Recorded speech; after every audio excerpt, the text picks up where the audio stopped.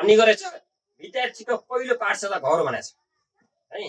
विद्यार्थीको पहिलो पाठशाला घर भनेछ विद्यार्थीको पहिलो गुरु आमा भनेको आमा भनेछ पहिलो गुरु आमा हो तपाईको शिक्षकको यो विद्यालयको नियम भनेको जम्मा 4 देखि 10 देखि 4 बजे मात्र अरु टाइम 16 घण्टा तपाईको त विद्यार्थी घरमा हुन्छ त्यही भएर विद्यार्थीको पहिलो पाठशाला घर विद्यार्थीको गुरु आमा भनेको आमा भनेछ त्यो तपाईको गुरु तपाईहरु विद्यालय भनेको तपाईहरु यहाँ त हामीले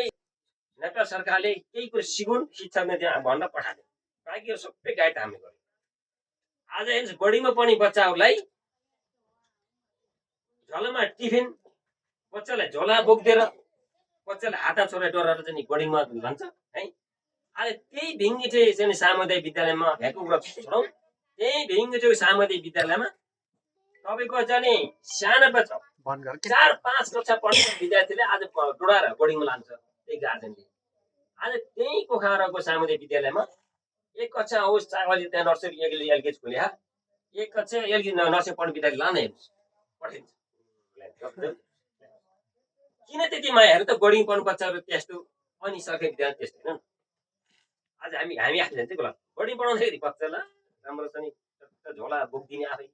टिफिन डोरा लैदिने सरकारी विद्यालय पढ्दा स्वास्थ्य छ जतै जाउँछ जे खास गरिन्छ अनि 1 बजे खालेर जान्छ खाजा भने सुरा तेरे राम्रो त ल्यान्छ अनि गुणगान बढी भने पुरै त्यही सुविधा दिए हुन विद्यालयमा नानीहरुलाई त्यही हुन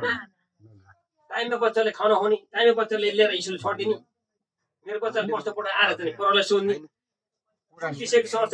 प्रति सरले विषय सर सोध्ने मेरो बच्चा कुन विषय कमजोरी छ चाहिँ पढ्दै वर्ष रिजल्ट आउँछ पढ्दै के रे 6 महिना एक्जाम हुन्छ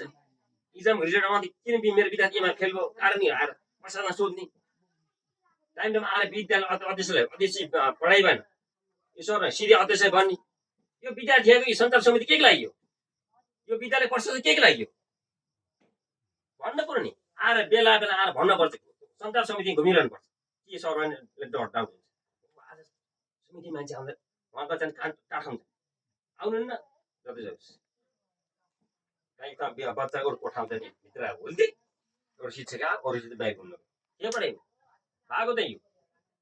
सञ्चालन समिति पनि बेलामा आएर निगरानी गर्ने गार्जेनले आएर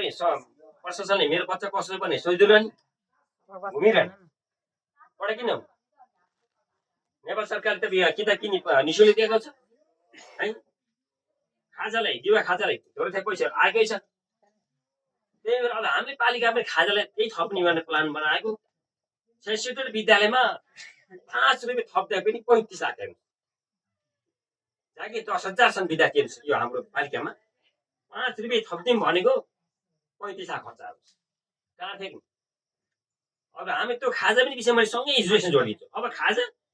25 रुपियाँ 20 रुपियाँ कति खाजा बन्छ यहाँ त आफै चलाउनु पर्छ नि यहाँ राम्रो गर्नुहुन्छ त्यस्तै गर्नु मैले के पनि भन्ने गरेको छु तपाईहरुलाई नेपाल सरकारको खाजाले पुग्दैन हामीले पेटपुरी खान परेको छ एक दिन खाजा अथवा हुन्छ 2 दिन खाजा हुन्छ तपाईले घरदेखि पठाइदिनु ल्याइदिनुस्